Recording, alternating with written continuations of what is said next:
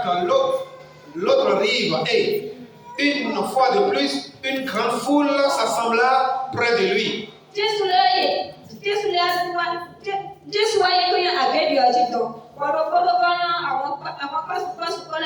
Il était au bord de la mer. Alors vint un des chefs de la synagogue nommé Jairus, qui le vit se jeta à ses pieds et le supplia instamment en disant: ma fillette est à toute extrémité, viens, impose-lui les mains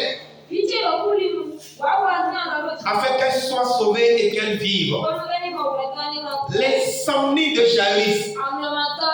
Une situation est rentrée dans la maison de Jairus. Un étranger est rentré dans la maison de Jairus et a créé de l'insomnie à Jairus. C'est-à-dire une fièvre qui est rentrée dans la vie de la fillette. Et donc, après avoir administré quelques médicaments, la fièvre devait partir.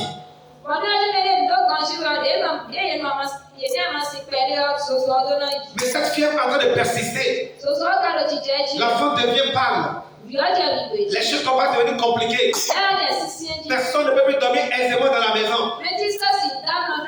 Cela me rappelait quand Zoé était né. Alléluia. Tout allait bien dans la vie de ce garçon. Et arrivé à l'âge de 6 mois, il a commencé une petite toux. Et on se disait que c'est la dentition. On lui a administré tout ce qu'on connaissait comme remède. Mais je ne peux pas vous dire tout ce que j'ai traversé. Parce que la toux persistait d'une manière. Arrivé à un moment de la nuit, on ne peut plus dormir. Et moi, comme je n'ai pas vécu la notion de la toux, c'est après qu'on a compris que c'était de l'asthme.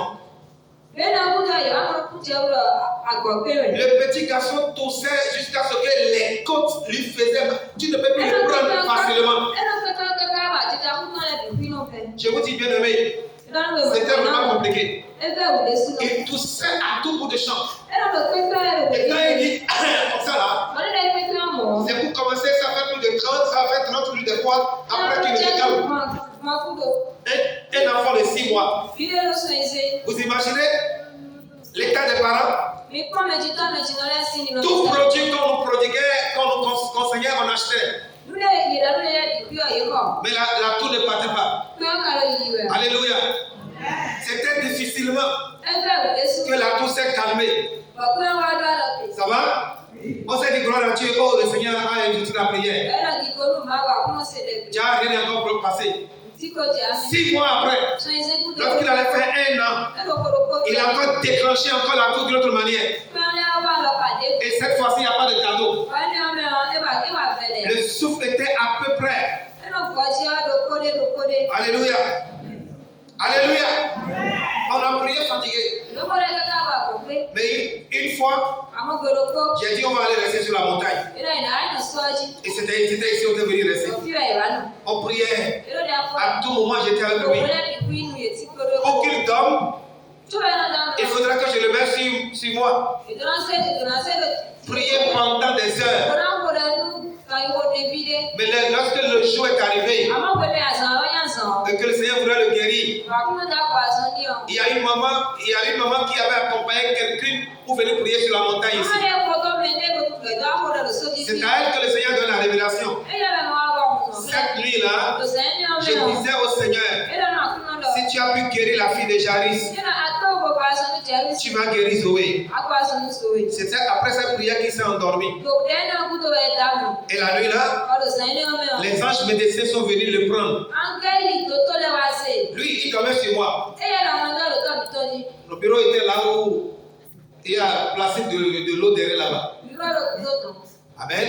Donc j'étais couché là, par terre là. Il était sur moi. Quand les anges sont venus le chercher, ils l'ont amené devant l'hôtel ici. Et ils l'ont opéré. Arraché une salive noire de son poumon. Et depuis ce jour, on a pu entendre parler de cette toux jusqu'à aujourd'hui. rien.